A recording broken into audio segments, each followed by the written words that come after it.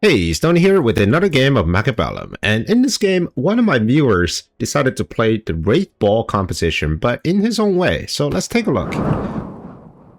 At the bottom here, we have the asterisk. This is not because I have blacklisted this person, this is actually the person's name, and he's playing as a Sabertooth specialist, and he's up against Nightlight, playing as a Fortified specialist. Right off the bat here, we got Sledges versus Steel Balls, and Sledges, of course, are in vertical configuration in preparation for some sort of aggro Steel Ball that would never arrive, but it's actually going to be a very standard Steel Ball play. Whenever I see standard Steel Ball play, I just get really confused because I couldn't make it work for the life of me. Standard Steel Ball has a lot of ways to be countered. I think mostly it's just having Scorpions with range. Whenever you're playing aggro, Scorpion with range will not benefit from that range as much. But when you're playing standard, they'll have to walk all the way into your full range radius, allowing them to take just enough shots to get through to your Steel Balls. And also, chaff clear is a bit of an issue when you're playing standard because typically all of your chaff tend to die around the midline before your actual units hit, and because Steel Balls have such low range, it's very difficult to protect your Steel Ball, especially right now. Like, you see the Steel Balls are just positioned all the way in the back line. That just means there can be no more chaff stream coming in behind the Steel Balls. So if the Steel Balls are being exposed, they will be exposed for the rest of the turn, and that's not always good news.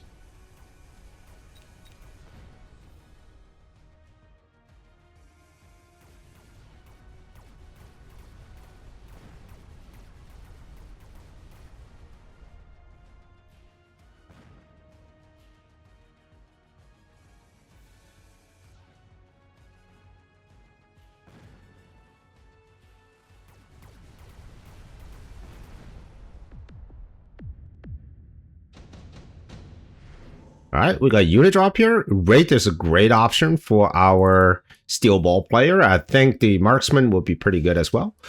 One distinct difference between a Standard Ball Wraith and an Aggro Ball Wraith is your objectives are completely different.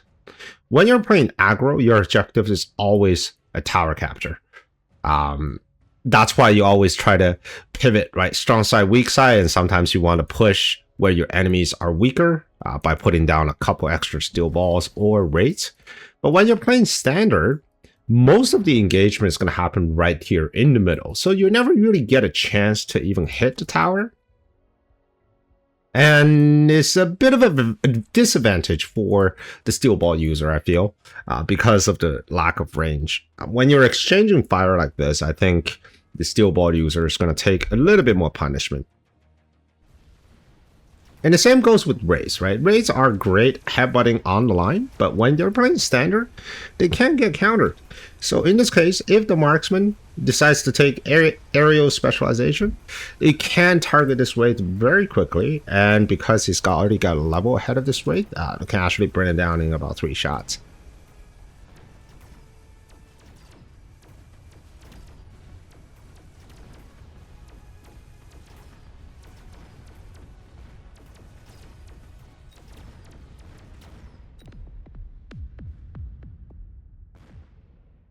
All right, let's talk about blue player for a bit. Right now, this is the board that's kind of shaping up, and the blue player needs to just focus on range. Most of his units are actually all of his units outrange the red player, which means right now the #1 priority is to get through these crawlers so that his range heavy army can actually hit the Steel Balls before they engage. The more Steel Balls you can kill before they engage, more likely you'll survive. The Sabertooth is not an efficient way of dealing with Steel Balls. I will probably sell the Sabertooth, despite the fact that you're a Sabertooth spec. I will sell the Sabertooth, get Scorpions, get range on the arc lights as well, which you already have.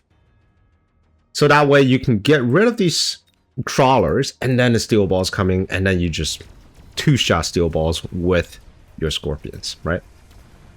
A loan was taken at round 3 for some reason. 2 Would not recommend alone here. The number of marksmen, they are great, and they can do decent damage versus steel balls and the wraith. But I think, as you can see here on the left hand side, once that steel ball leveled, it becomes such a nuisance, you will have to have a stronger response in the form of a scorpion or a fortress with punch.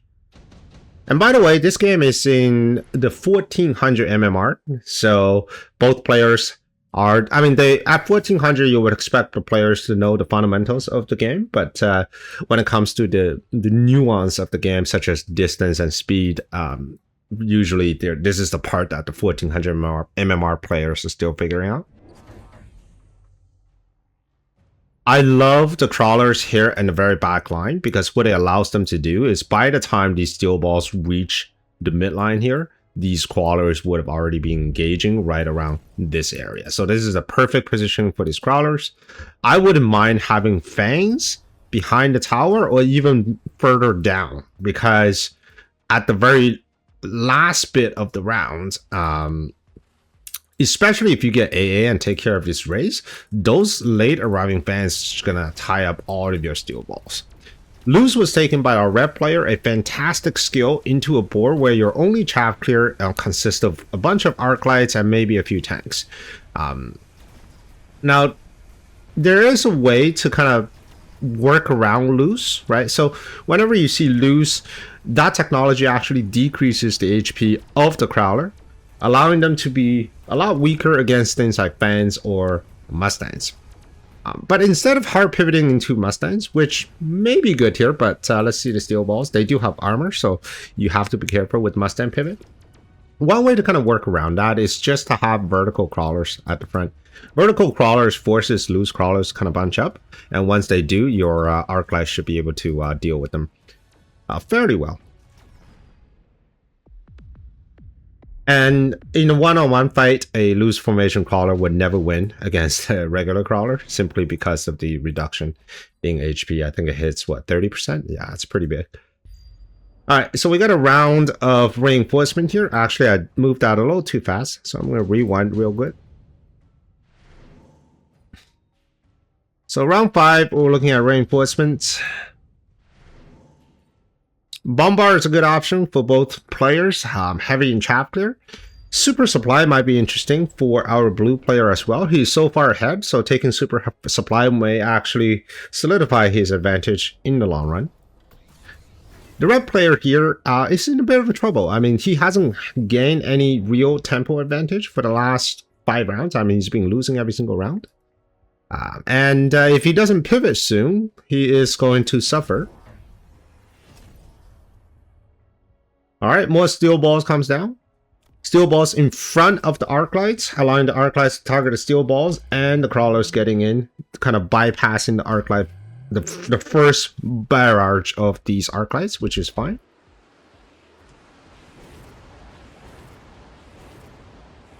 The blue player did shield the bombard, so saving a whole bunch of crawlers. But I feel like for our red player, there's a couple issues here. One is obviously we got a chaff clear hole on both ends, so steel balls are too busy shooting at crawlers. And then secondly, we are still not getting into the carry units. So next turn, at a turn start, we're going to click on the steel balls. We're going to take a look at the damage the steel balls done. And I bet most of them barely has any damage. All right, down to 156 HP. And this is really the time you have to turn around, and Scorpion is being offered. Scorpion is a great card into steel balls for our blue player. Vulcan is taken. Vulcan is great because it exactly plugs the holes on the side here. Now, before we go further, let's just click on the steel balls. This steel ball did 26,000 damage in 6 rounds, which means it killed a total of 3/4 of a Sabertooth. These steel balls... because why is this damage so low? I think I might have just messed it up because I rewinded.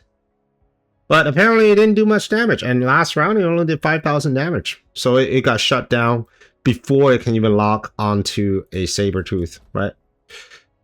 And of course these steel balls are new, and they were just there for chaff clear.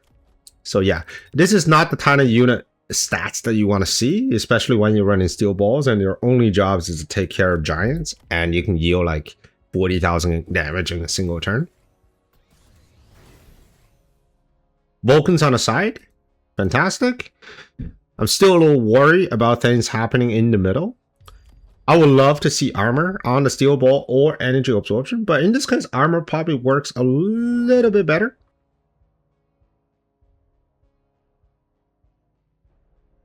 The marksmen are getting a little too big here. It is taking on to the marksman. Not a huge concern, I think. Okay, so we got absorption. Absorption should work okay into fortresses, especially for these level 2 balls. We'll love to see this level 3 ball being leveled. Whenever you're using energy absorption, just want to keep an eye on the breakpoints. It doesn't quite work if your enemy's units can one-shot your steel balls. You will need at least a 2-shot gap in order for the energy absorption to work. And that means taking a lot of levels on steel balls. So level 2, I think, is still okay. It is 2 shots from the fortress here. Actually, it might be 3 shots. Let's see. Yes, 3 shots from the fortress. So it's actually doing alright. And for the rest of the unit, I think the only unit that can one-shot steel balls here is this level 3 marksman. But it shoots so slow that it doesn't really matter. Is this the comeback? That's very interesting. I'm surprised Blue took Fortress instead of the Scorpion. I feel like the Scorpion would have been a much better choice. He doesn't actually need more tankiness at the front. He's got Sabertooth, and Scorpion themselves are quite tanky. So, and he's not really engaged in a giant fight. I think he just wanted to take fan production and just overwhelm the red player with chaff. But he's already got pretty decent chaff there. Ooh, here's ER steel balls. And it's not being taken. Might be a mistake. I feel like if you got energy absorption, ER steel balls with range, you outrange fortresses. You pretty much outrange a lot of things here, so that might be a mistake. But let's see though. So right now, this is where the steel balls gets a little scary. Is when they start to level. Level 2 steel balls is a huge power spike over the level 1 steel balls simply because of their ability to survive being one-shotted. More steel balls are being added into the mix. Now, unfortunately, our blue player are kind of panicking a little bit. They're not really answering the steel ball threat, but instead is trying to fix maybe a little bit of chaff clear. I'm not sure. Remember earlier I said the Sabertooth is actually not a very good unit into steel balls, and not just because it takes way too long for them to dispatch an entire pack of steel balls. The problem with steel balls with energy absorption is that as long as one of them latch onto your unit, they will win the fight. So if you cannot get rid of all the squads in a few shots, your Sabertooth will not win. And this is a brutal engagement. We already have multiple steel balls locking onto the correct units. And on the right hand side, as you can see, we had a few stray steel balls and just locking onto the Sabertooth. Oh my goodness. This is with most of its army intact. Would this be game? That's a lot of freaking damage. Alright, not game yet. So Blue still has a moment to redeem himself by putting down some Scorpions. Lightning Storm is pretty good. Offensive tactics, interesting. Alright, I think blue player just needs a lot more damage. But with suck though, that's difficult. Alright, we're getting fire on the ground. Fire is going to help with quite a bit of chaff clear. But it does not answer steel balls. 8-gun Wraith is being picked, so it's not exactly a Wraith ball, it is mostly just a bunch of balls with 2 Wraiths.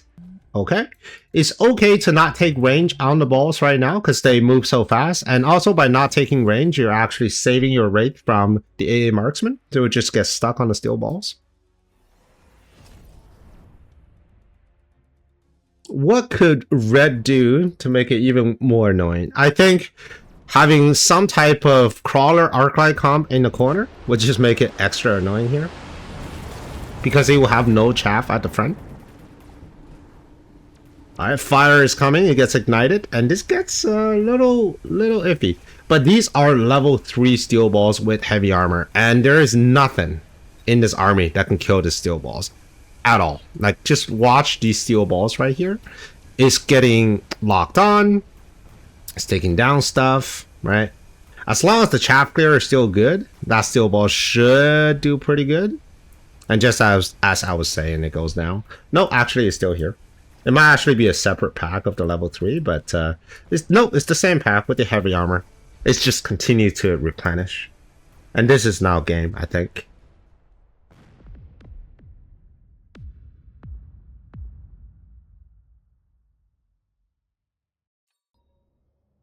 Alright, let's take a look at round 7. Let's see if there's some ways that we can make this work. Heavy armor is fine.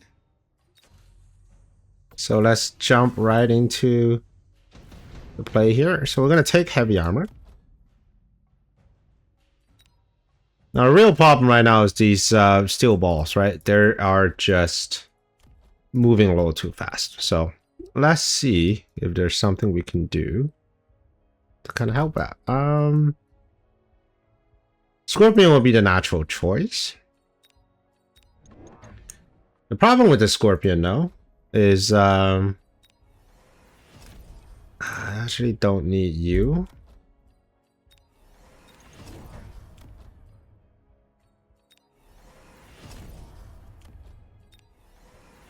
Maybe I'll take range. We'll tuck the Scorpions down below here.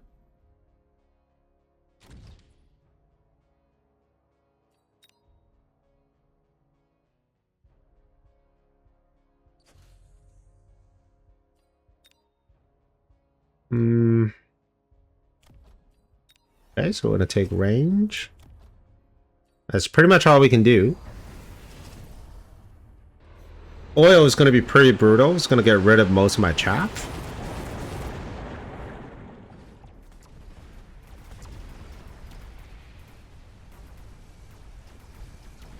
Okay, Scorpions kind of getting locked on a little bit, but let's see how we do against the chaff clear. Alright, taking care of the sides. Okay, he is going to get tower. I think he might actually win this game, this round. But the good thing about this kind of play is that, oh, that's a brutal tower timing, is that in the next turn, you can actually put down 3 more Scorpions. So with 6 Scorpions, it's very difficult to fight against when you're just running steel balls. So that, I think that's how you can kind of bring this game back. Forge was not an efficient answer to the steel balls, and neither are Sabertooth. So next round, I'll probably sell the Sabertooth, 3 more Scorpion, and 2 more probably just concentrated here to deal with this level 3 steel wall.